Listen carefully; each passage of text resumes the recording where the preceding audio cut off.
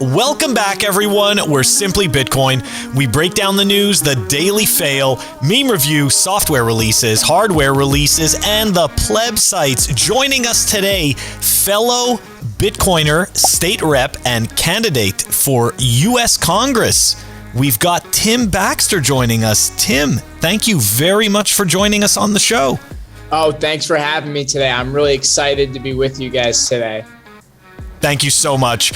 And by the way, it's very important, right? We like to remind the viewers, it's important to vote. We know that Bitcoin is becoming political, so don't forget, if you are in New Hampshire and you are voting, check out baxterforcongress.com.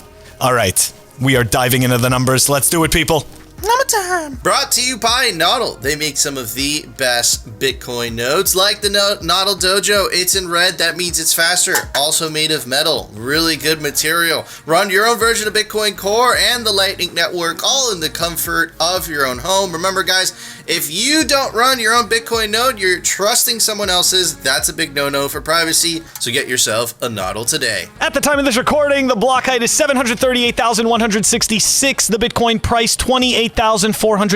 Chain rewrite days 760.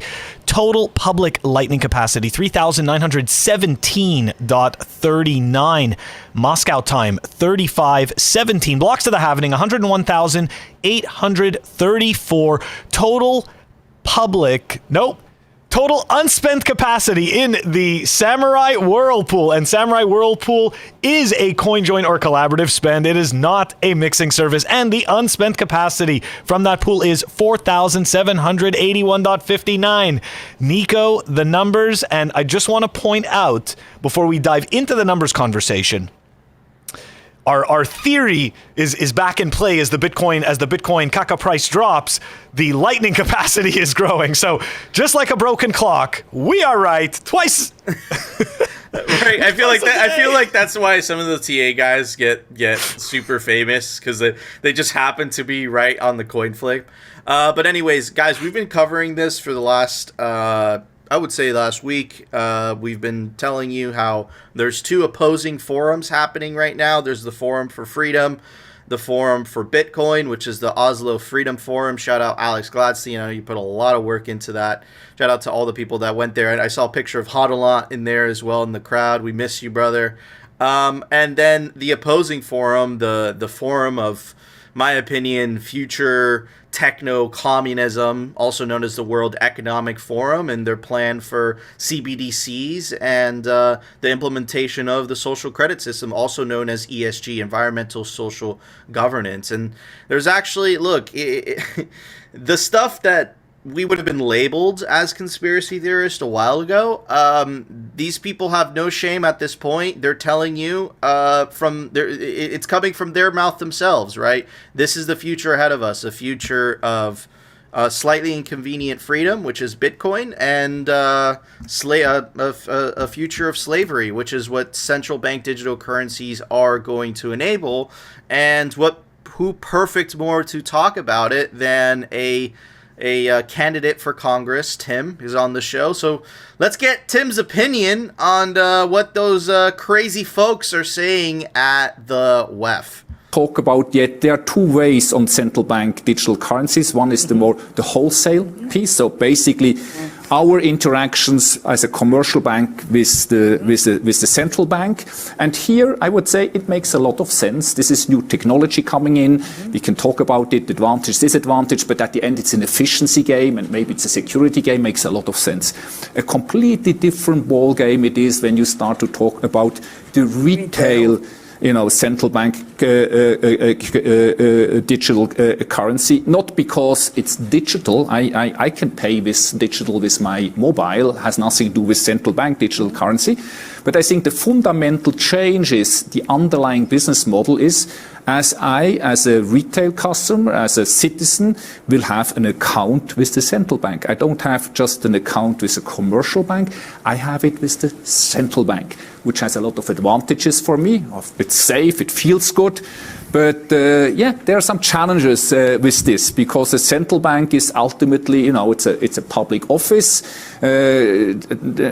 Commercial banks are under a commercial regime. Central banks are not under a commercial regime. What about interest rates on an account like that? When things are going well, how does this look like? Oh, on a bank run, how does this look like? Is this accelerating the bank run because I have a safe account with somebody? So these are then the fundamental questions. That's why I think it's excellent to see that 90%, 87%, I think, central banks are looking into that and try, and we need to figure out how that all can work. But having said what is ongoing, I think we are now, for 10 years, 15 years in that new, call it technology, blockchain. We see now the market is collapsing. Okay, let's see in 5 or 10 years, something will survive. Something will survive, and I think we should all make sure we understand what that will be. So, clearly, we know where they're heading with that stuff. I love the part where he just briefly touched upon the potential issues, but just he just slightly mentioned it. But, and of course, he mentions blockchain. And he mentions how CBDCs are, they're exciting. It could be slightly inconvenient for the user, but remember, you're safe, right? So, yeah, sounds a little dystopian to me. He sugar-coated it. But, I mean, look, they're saying it out in the open now. This is exactly what they want. And, of course, conveniently, there's no mention of Bitcoin whatsoever. That is not a coincidence. Anyways, Tim, what is your stance on CBDCs, and what would you do if you're elected to Congress? Would you support and backing? I know a congressman has already released, I think it was actually Ted Cruz, there's a senator that released a bill that would make it illegal for the Federal Reserve to launch a CBDC. Would you be on board with that? Well, I guess it's glad that Ted Cruz is doing something that isn't anti-freedom. It seems like lately he's just been going down the wrong rabbit hole, but he's been getting better on Bitcoin and crypto, I'll say. But, just more broadly, before I answer the question about CBDCs, I'm a big believer in freedom. And maybe the most important thing is freedom in money. Money, controls everything to a large extent. A lot of stuff flows from money. And I like to say, because I consider myself a populist, there's a lot of people on the right, especially, that consider themselves a populist. And the ultimate populist issue is freedom in money and Bitcoin. And you're right that there are politicians, they want to take the stuff from Bitcoin and move it to a CBDC. And I'm adamantly opposed to CBDCs because they're a Trojan horse, you could call them. You could just say they're poison. And think about when he was mentioning those negative things, to him, and I think the people in the audience there, that they see those as positives, right? They want the bureaucrats, the state, to have even more control over our money than they do now. And they already have, a central bank, and there's central banks around the world. So we should be adamantly opposed to CBDCs. And I think this is a really important issue because the Bitcoin space, and just more broadly, the crypto space, which has a lot of new people that have come into it the past couple of years, a lot of new investors, people from Main Street. I hear people that are pro-crypto, for example, which is different than this audience. But they would say, some people, they put them as the same group, right? And there's people that say they're pro-crypto, and they talk about CBDCs as a good thing, which is crazy if you understand what Bitcoin represents and what it's supposed to mean. So we need, and I really appreciate you highlighting this issue, but we need to be adamantly opposed, those of us that support Bitcoin, adamantly opposed to CBDCs.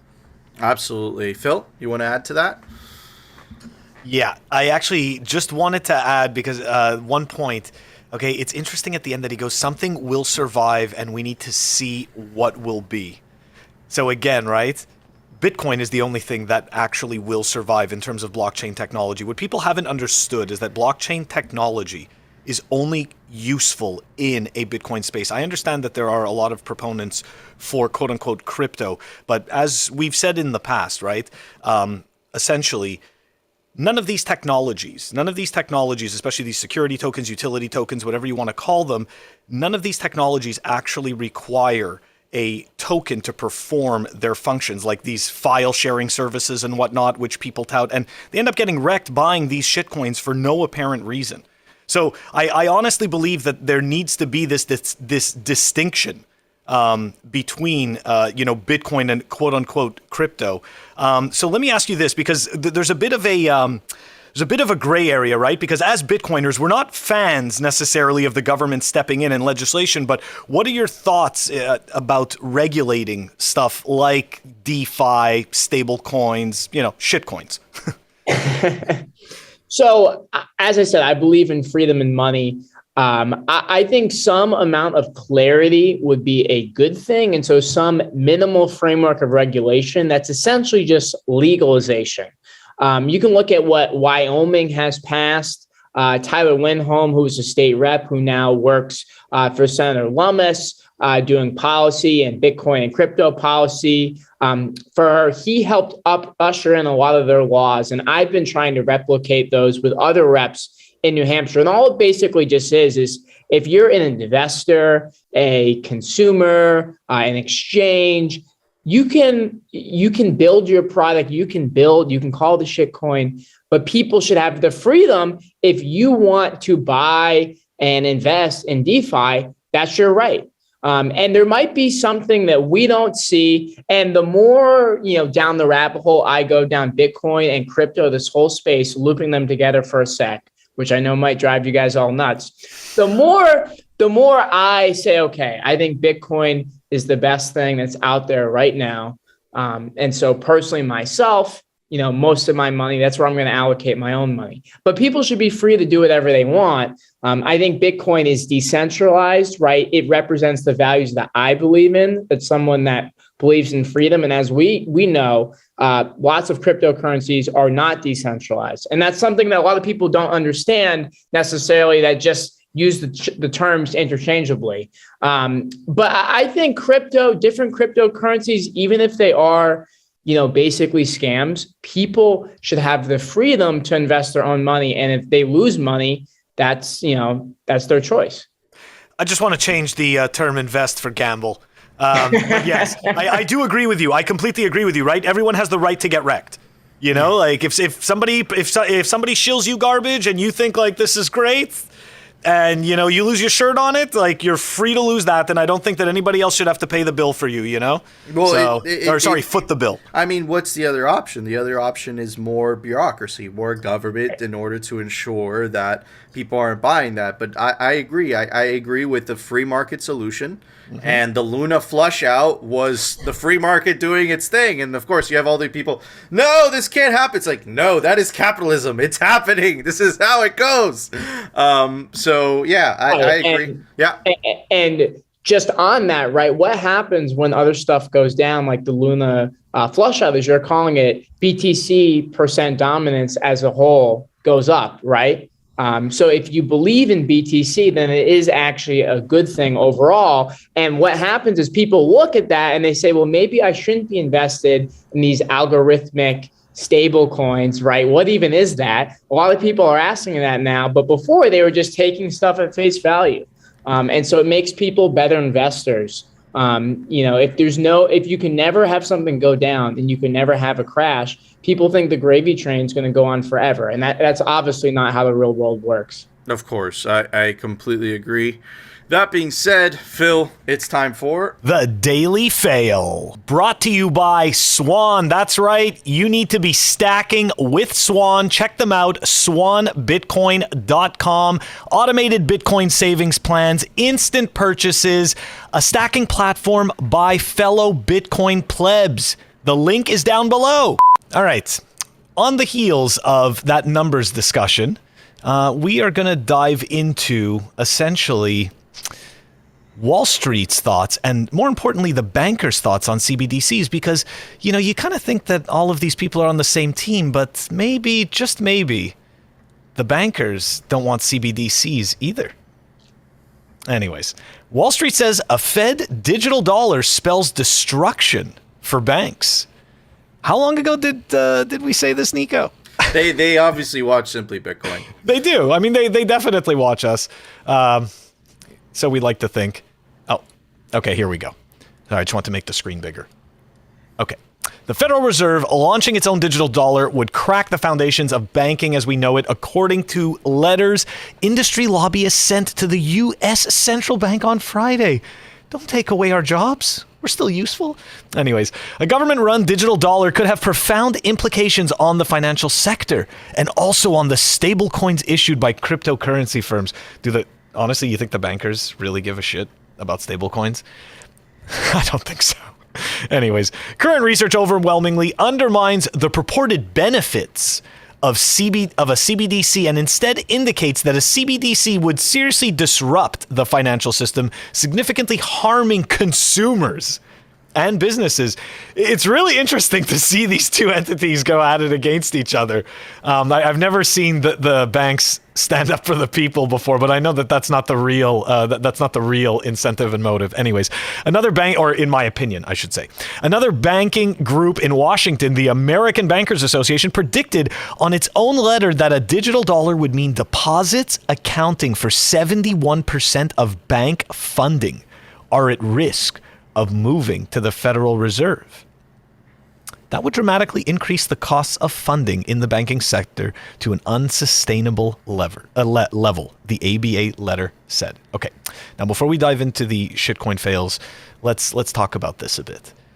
This is really funny because what it tells us is that, number one, they don't provide any value. Number two, I'm talking about the banks. The banks don't provide any value. Number two, they are scared shitless because this means that the Federal Reserve, who's printing money out of thin air, okay, also realizes that the banks are not having any value. This is really scary times. Now, what we said probably over a year ago, we started saying this already, is that banks in a Bitcoin world, I don't even care about the CBDCs. Forget about the CBDCs, because right now the Federal Reserve is so far away from actually coming up with a CBDC proposal for real, it doesn't even matter. But the point is, in a Bitcoin world, these institutions are going to have to figure out how to add real value. They're not just going to get to charge you these ridiculous monthly fees and these bounce check fees and all of this crap without providing actual value. Because the money isn't printed out of thin air. These institutions aren't just going to come out of nothing like they do now. They are going to have to come from proof of work. People are going to have real skin in the game. Anyways, those are just my thoughts. Tim, I mean, what are your thoughts on this article? Do you think? I mean, I could definitely be hyperbolic. Yeah, it's I'm always skeptical of what Wall Street, the financial industry. I just think that their entrenched interest is going to be opposed to Bitcoin until there's just so much exposure to Bitcoin on their balance sheets that they change their mind. But one thing I think is really interesting, you're talking about the Federal Reserve. How do we talk, this is what I'm saying is interesting. How do we talk about Bitcoin in a way to people that don't understand it? And I talk about the Fed and inflation. They have expanded their balance sheet from 4.2 trillion in March of 2020 to almost 9 trillion now. So they've literally printed more money, the Federal Reserve, in the last 2 years than the rest of American history combined. That's insane. And that's why we're seeing all this inflation, right? I say it's not rocket science. They're spending and printing money like drunken sailors, the politicians, and I'll loop in the central bankers in the political class. And what's a solution to this inflation? Bitcoin.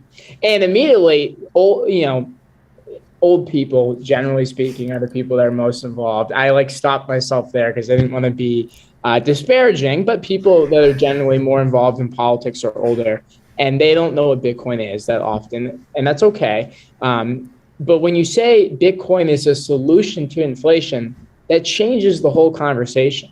And I think we need to do two things as a community. We need to reach out to other politicians, bring them on board, pass the right legislation, make sure things like CBDCs are prevented, make sure Bitcoin isn't banned or regulated to death. We see folks like Elizabeth Warren saying that Bitcoin only works for the rich. When we're gonna get to Elizabeth Warren in a second. Okay. Hold in that anger, because we got a lot of Elizabeth Warren coming up. Okay.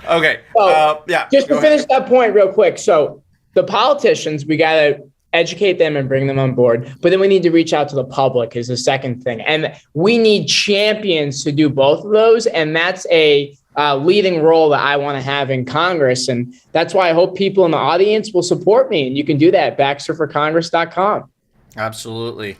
Phil, what is the next fail? All right, here we go. So we are gonna, and I'm not sharing the screen.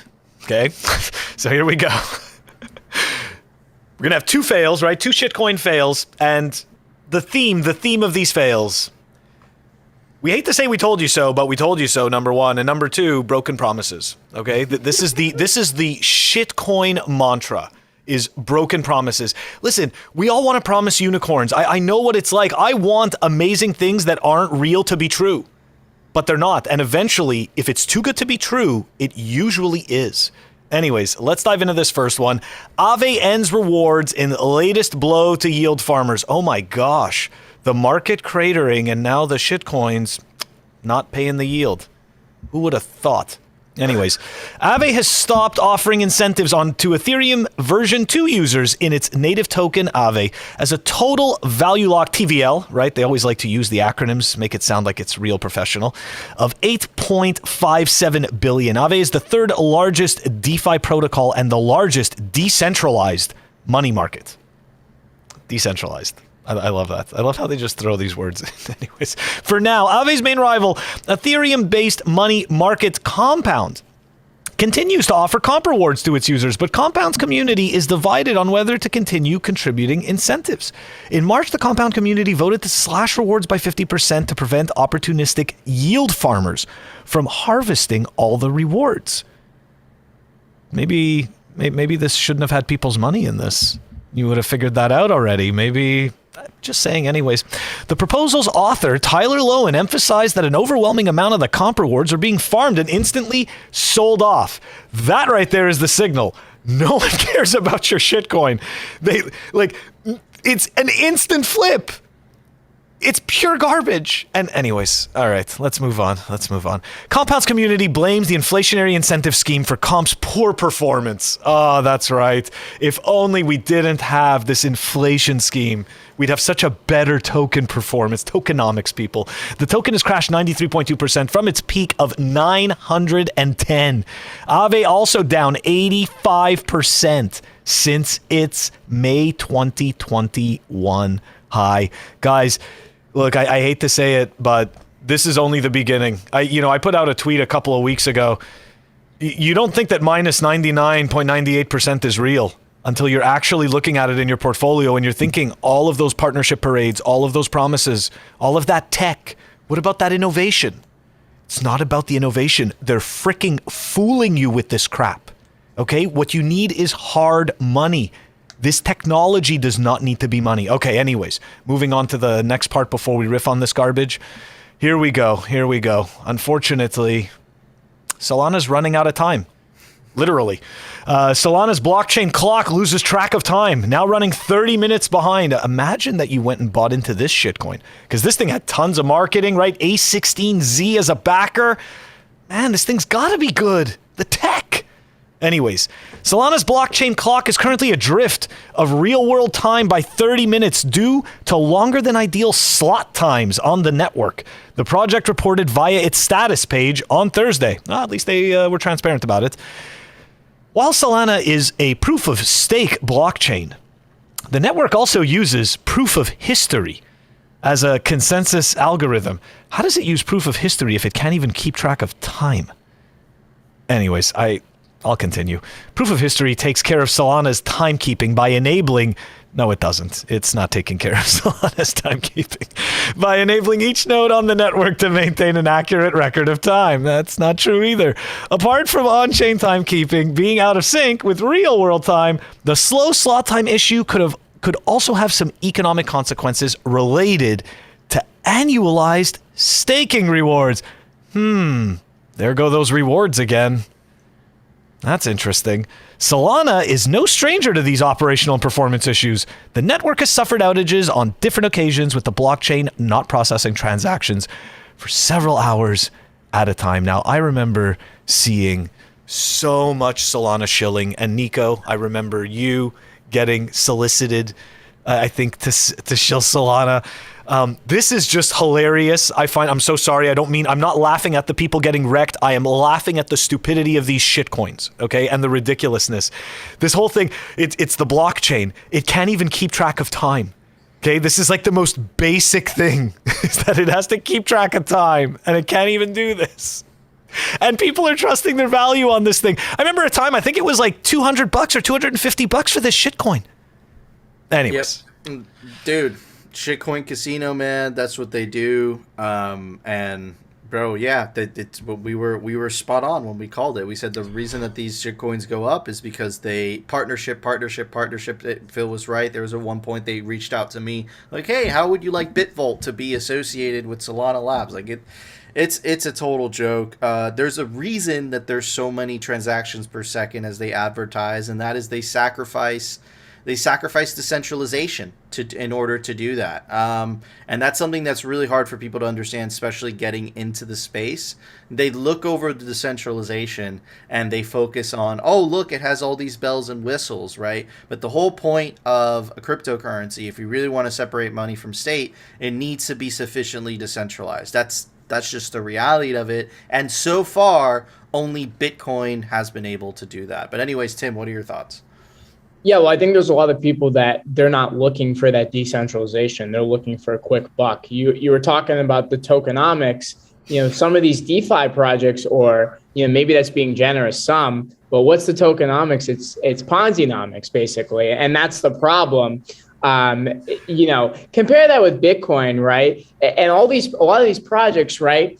You invest all this money, and then they're going to create all these partnerships or create all this innovation afterwards. It's kind of odd, especially when they don't always tell you what the innovation is going to be. But compare that with Bitcoin, because we were talking about how do we message this to just average day people. Well, I'm in New Hampshire. That's where I represent. And rural America has been decimated by globalization. There's been winners and losers. And what's one way we can revitalize rural America? Bitcoin mining through proof of work, right? These are high quality paying jobs. And at the same time, this is, deconnecting money from state. Such an important thing.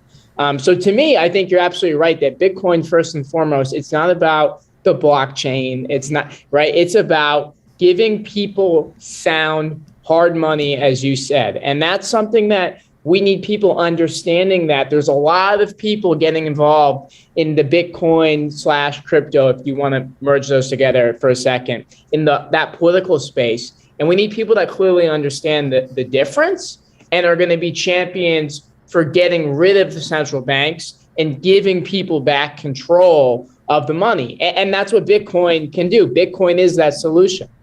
Absolutely, man. Beautifully put. And look, if we had all of Congress and all of the Senate saying the things that Tim is saying, the U.S. and the world would be a much better place. So keep that in mind as the years go by. Bitcoin will continuously get more contentious politically.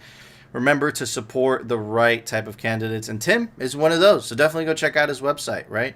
To support all the candidates that we've had on. They all like Bitcoin. But anyways, Phil, it's time for the Daily Meme Review. Brought to you by Citadel 21. They make the best Bitcoin cultural zine, stories, articles, comics, all in here. Pure pleb signal. Every volume has different artwork. This is the artwork for volume 11. It just dropped. And this is the artwork for volume 2. And they're scarce. There's only 1,000 physical copies made per volume. Volume 1 is already sold out. So get your print of Citadel 21 today before they run out. All right, everybody, welcome to the Bitcoin Meme Review, where we review Bitcoin memes. Memes play an essential role in this narrative trench warfare that's been being fought in the battlegrounds of the internet, on Twitter, on YouTube. Memes are freaking artillery in this information war. Anyways, first meme is by Evil Nakati. Ghost and Nakati, super awesome pleb, big fan. Cardano, making fun of yellow. Puss, hey kid, want to buy some Cardano? It's Charles Hodgkinson in the back at the bottom of the Sarlacc pit. Absolutely hilarious. Then retweeted someone, hey kid, want to buy some my new Web3 token? I'm gonna give it to the ghost of Nakati. Upgrade to the original meme. Next meme is by Naive Cat, awesome memer, legendary. Let's check it out. Spot ETF SEC delay.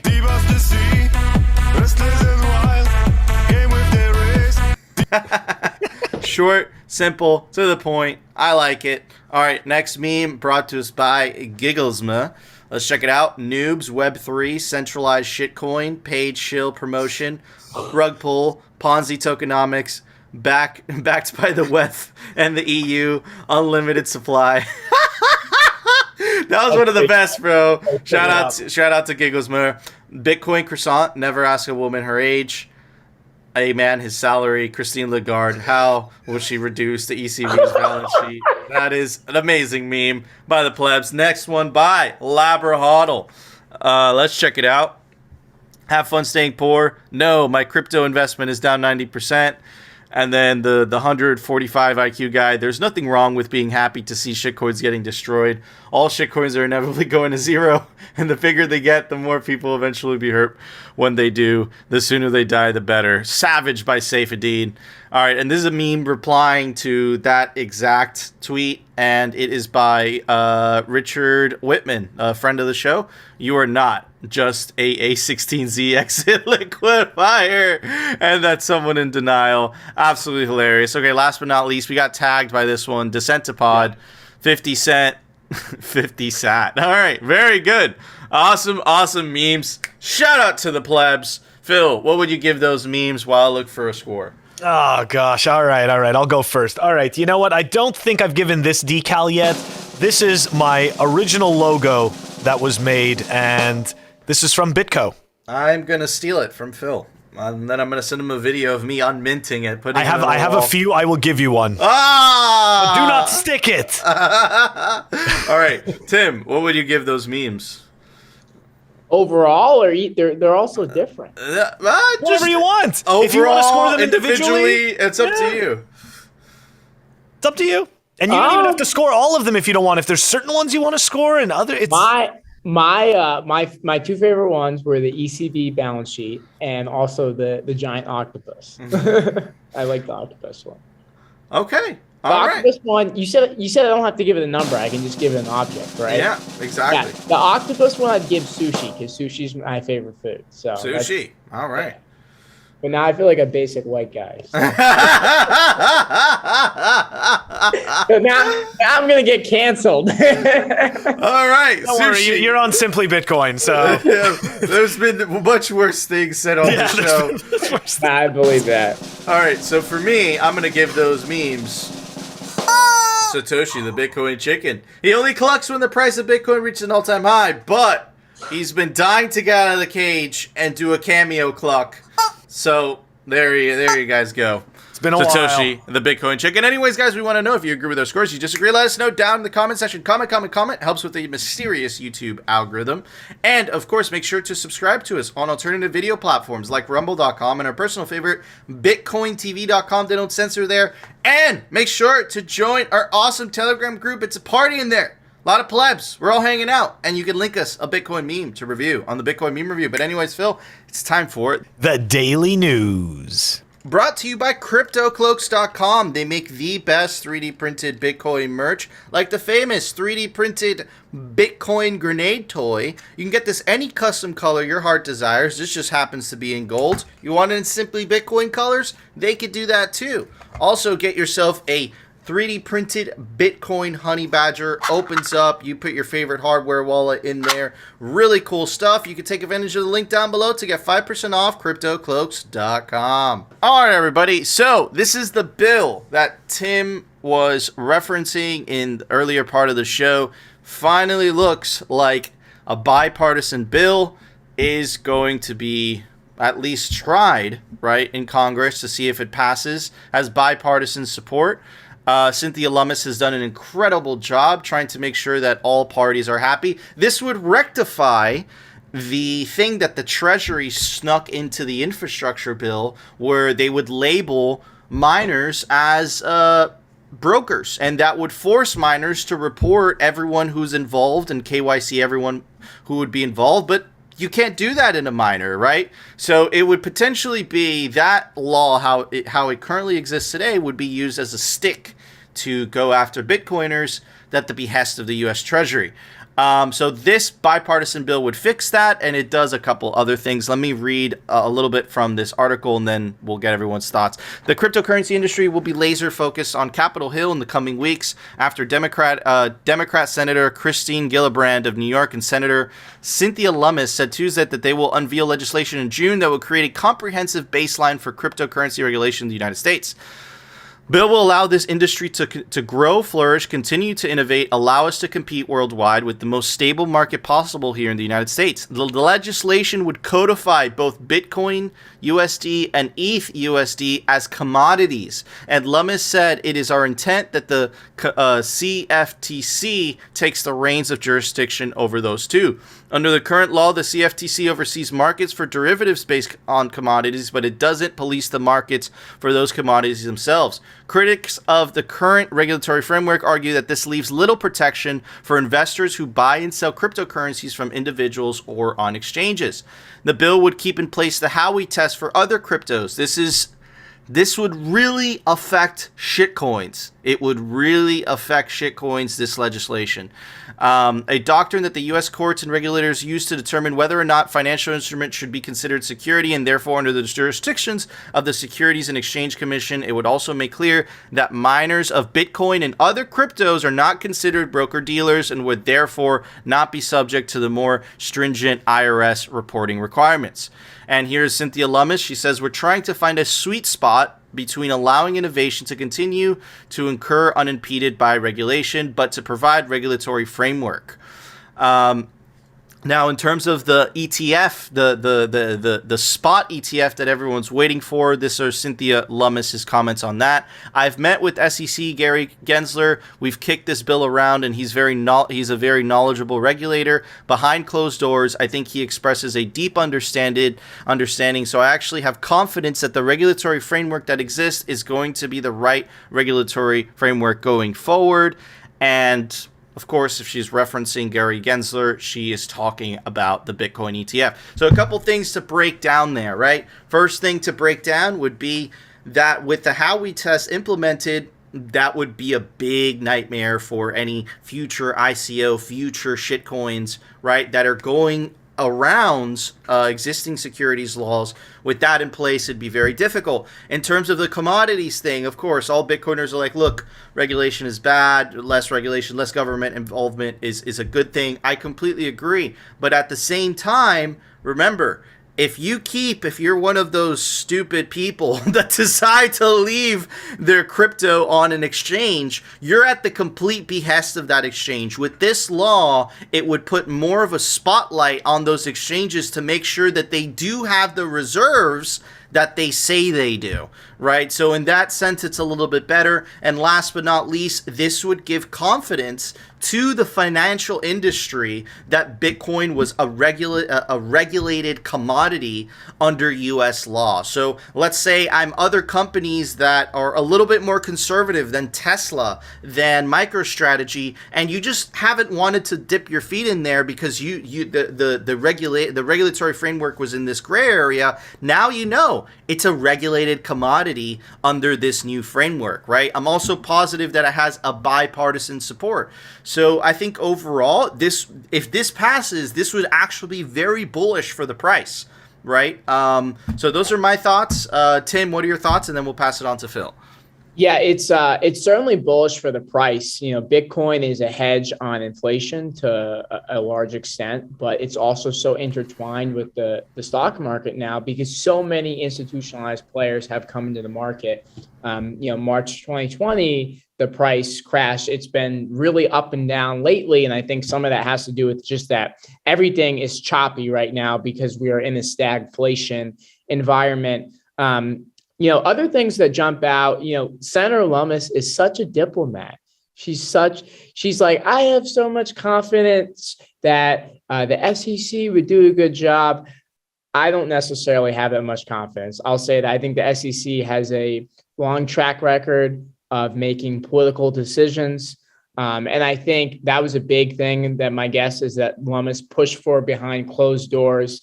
You know, the thinking people in the industry is that the CFTC is much more friendly, you know, just sympathetic to Bitcoin and crypto as a whole than the SEC. So I think that is good. I think you see some of the regulation of other, you know, just DeFi and all these other you know, crazy cryptocurrencies is because of the Democrats coming on board. They want to see consumers protected. They don't want the 99% drops. And so I think, you know, getting a Gillibrand on board and these other Democrats, that's kind of the olive branch. So I think overall it's very bullish for the price. And I do think we need to go further than this. I support Ron Paul, who there's probably a lot of listeners that like Ron Paul. He had legislation called Freedom in Money. And basically, why should Bitcoin be treated differently than the US dollar? It should be treated tax-wise, the same parity. If Bitcoin goes up in price the same way if the dollar goes up in price against, say, the euro or any other asset, you don't pay taxes on the dollar appreciating, but you pay taxes on Bitcoin appreciating. Well, that's not fair. You're artificially penalizing Bitcoin in comparison to the US dollar. So that's how we can change our legal tender laws. I think it's very important that we have someone that's picking up that mantle, that's driving home. We need parity. Bitcoin should be treated just the same like any other currency in America. But overall, I think this is a great thing. Absolutely. And I really like what that point that you made. And that's why we're such big fans of the law in Panama versus the legal tender laws in El Salvador and the legal tender law in the Central African Republic. Because in Panama, the government said you can use it as a currency, but it's completely up to you at the same time, rather than currency by decree, which is what legal tender laws are for. And actually something really interesting about legal tender laws, the two times legal tender laws were passed in the United States was back in the 1930s during FDR, when FDR made it illegal for American citizens to hold gold, right? Yeah. Coincidentally, that's when the legal tender laws were implemented, and they were actually strengthened once again in 1970, right before 1971, when Richard Nixon took the dollar off the gold standard. So it's very interesting that the two times in American history that legal tender laws were pushed were the times when the government was basically trying to take your rare real money, also known as gold, and giving you this shitcoin, also known as the US dollar. Anyways, Phil, what are your thoughts on this before we move on? Yeah, so BTC and ETH as commodities, right? That is it's a financialization win. I don't, I mean, in terms of everyday adoption and people using Bitcoin, it's kind of irrelevant, but it is a financialization win. I just want to point out, though, ETH, I don't really think it's great that ETH is classified with BTC as a commodity, because I think that that's completely false. It is a security. I mean, it had a 70% pre-mine. It had expectation of profits. I'm pretty sure it fails the Howey test, so I don't understand. I just don't understand how they group ETH, and the only way that I can rationalize that is because if they don't do this, then somehow this has an implication for all the other shitcoins. So I don't, based on what we've shown with ETH's connections to the World Economic Forum and everything like that, I don't like why they were included in that. And the other piece that I wanted to say about was Cynthia Lummis, right? She's a diplomat, but you know what? Perception is reality, right? And, she has vested interest in this working.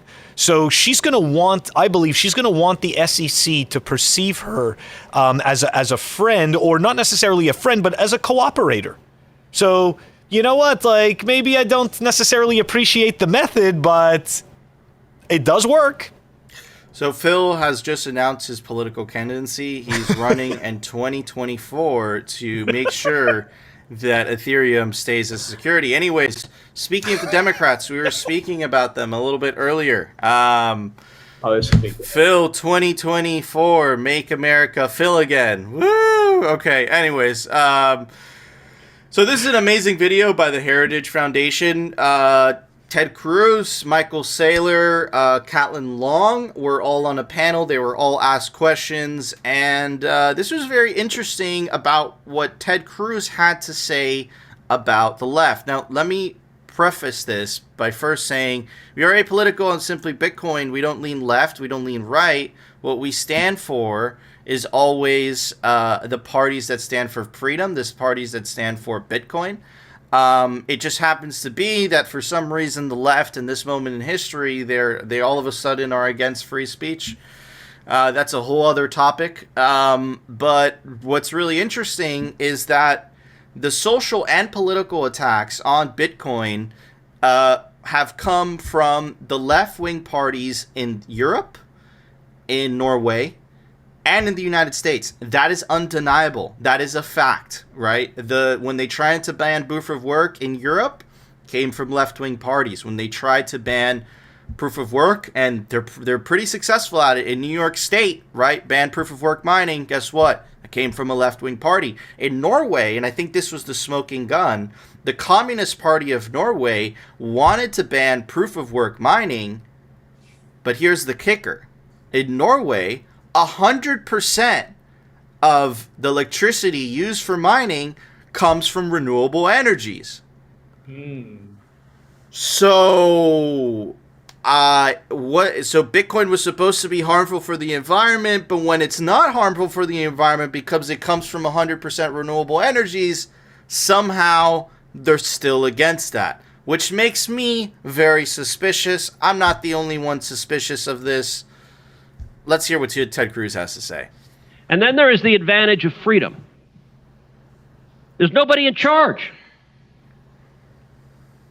That terrifies government decision makers.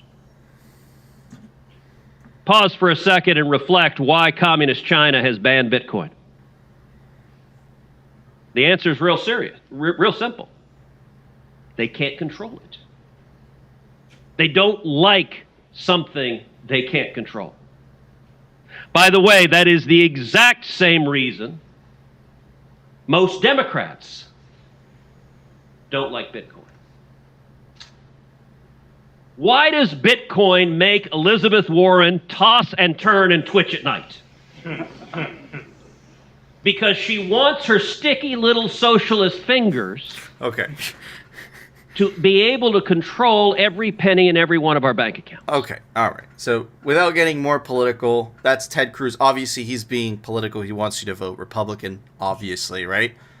But at the same time, remember what I said about Norway. And remember what I said about pointing out that for some reason, the political parties that are against Bitcoin are all around the world on the left-hand side. In China, in Europe, in Norway, in the United States. It's a very big coincidence. Just saying. Now let's check out what Elizabeth Warren has to say. And we actually covered this when it came out.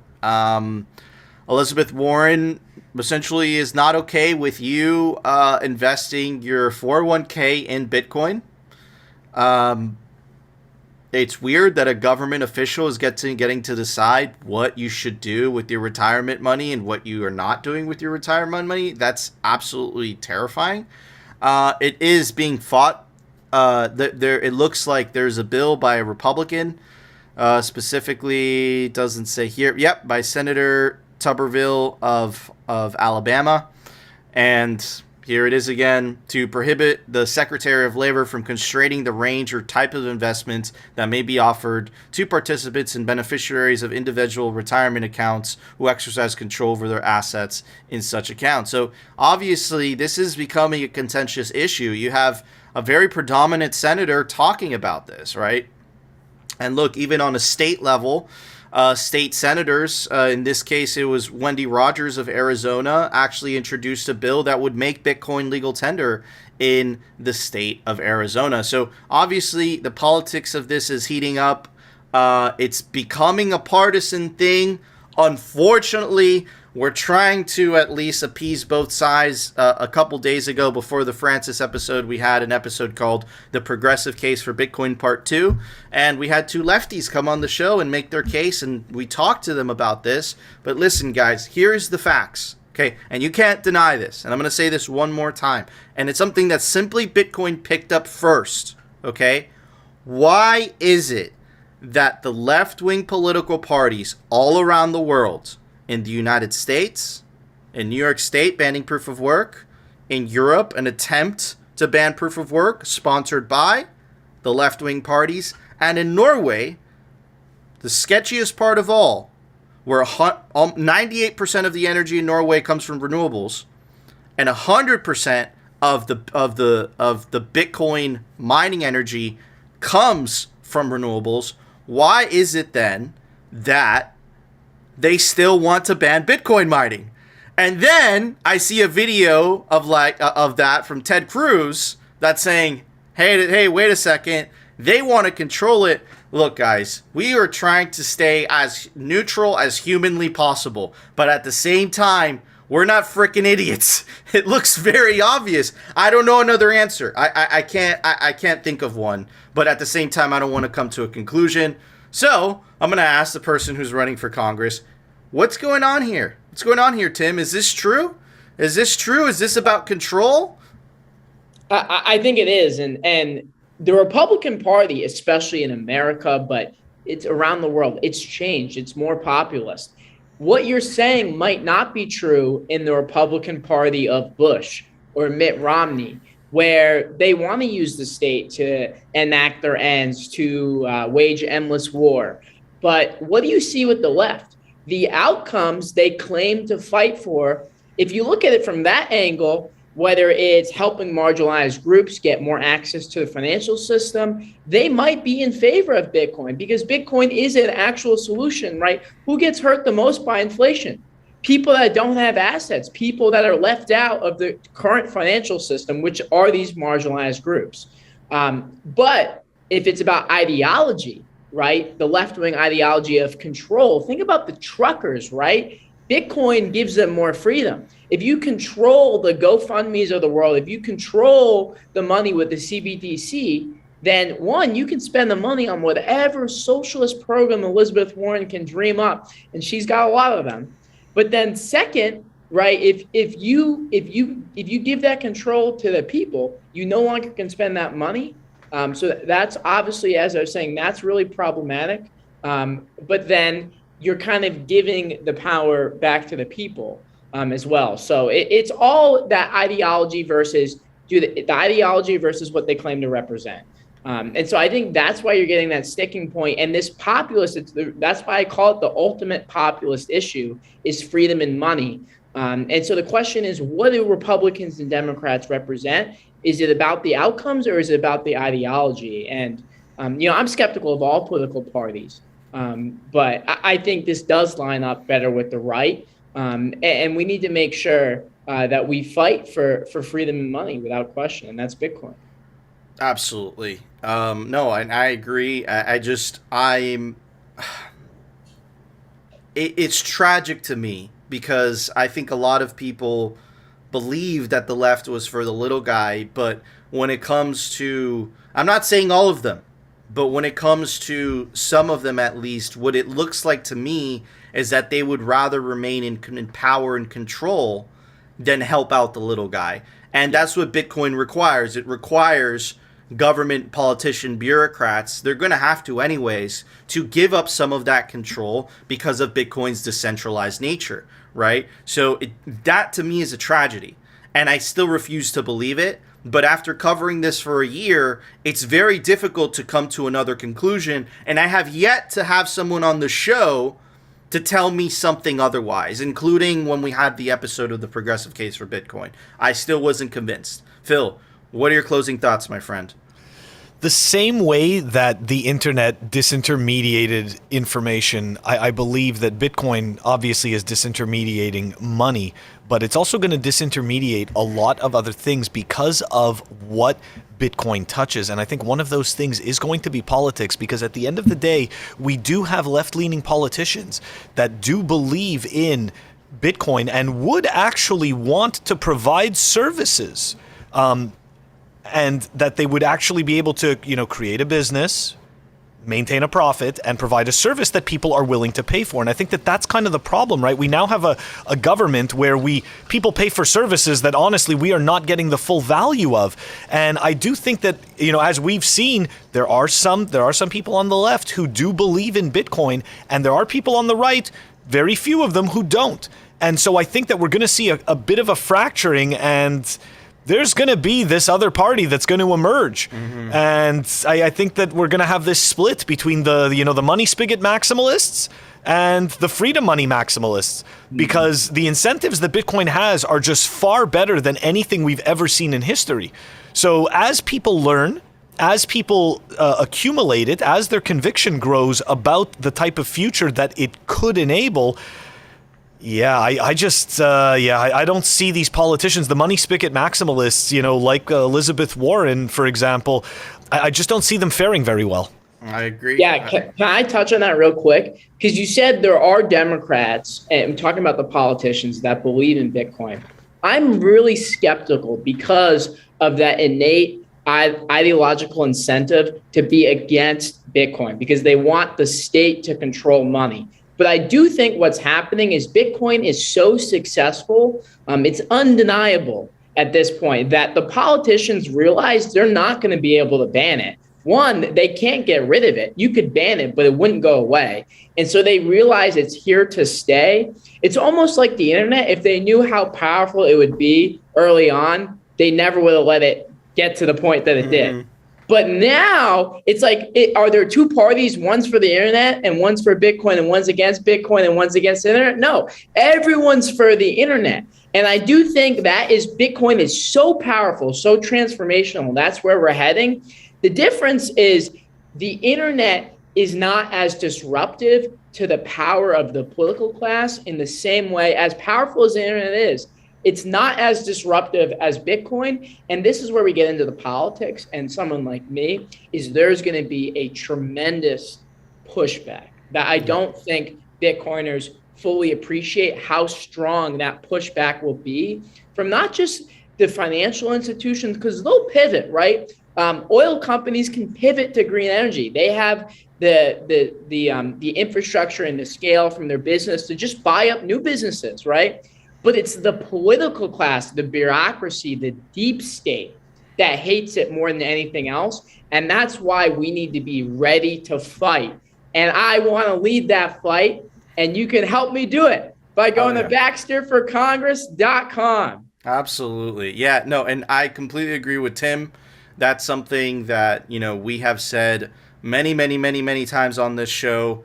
We've warned you. We called this about a year and a half ago to use it, guys. And I was in denial. I was like, guys, this is getting political. This is going to become a battle, whether you like it or not. Wait and see what happens when Bitcoin gets closer and closer to the market cap of gold. Let's see what happens. And this is why what Tim was saying, it's very important to get as many politicians on our side of the football when the inevitable hammer drops, to at least lighten the blow. Because they're not going to go gently into that good night. That's just the reality of it. They're not going to just hand over the keys, right? They're going to try to hold on to the power of the money printer for as long as humanly possible, because they benefit too much from it. Not only do they benefit from it monetarily, they benefit from it from the thing that drunks people. It makes them drunk. It benefits them in terms of power. But anyways, Phil, there was an open source software release today. Why don't you tell everybody about it? Software releases. Brought to you by CipherSafe. Check them out. CipherSafe.io, the best way to store your Bitcoin seed. Don't trust paper. Make sure it's stored in a steel wallet like the Cypher Wheel or the all-new Cypher Grid. They both come with a tamper-resistant wire, and the Grid comes with a punch tool. We've got Mercury Wallet version 0.7.1 that was released. The link is down below in the show notes. Don't forget to check us out on our audio-only platforms, Apple Podcasts, Spotify, and Anchor. And if you want to stream us sats, fountain.fm, you could stream us sats through Breeze. Awesome. Thank you, Phil. All right, guys, that was our show. I have to give a shout out. 2 shout outs. First shout out. Definitely go check out our clothing sponsor, representltd.com. Phil and I wear the hoodies every single day. You can take advantage of the promo code down below to get 10% off anything off the representltd.com online store. I also want to give a very special shout out to our awesome guest. He is running for Congress. Go check him out. Baxter, conservative fighter for Congress. Go check out baxterforcongress.com. You could donate, help out his campaign. Like I said, guys, this is going to get political. We want as many politicians as humanly possible holding Bitcoin and having office. And you don't really have to trust them. You just have to trust them to follow their own incentives.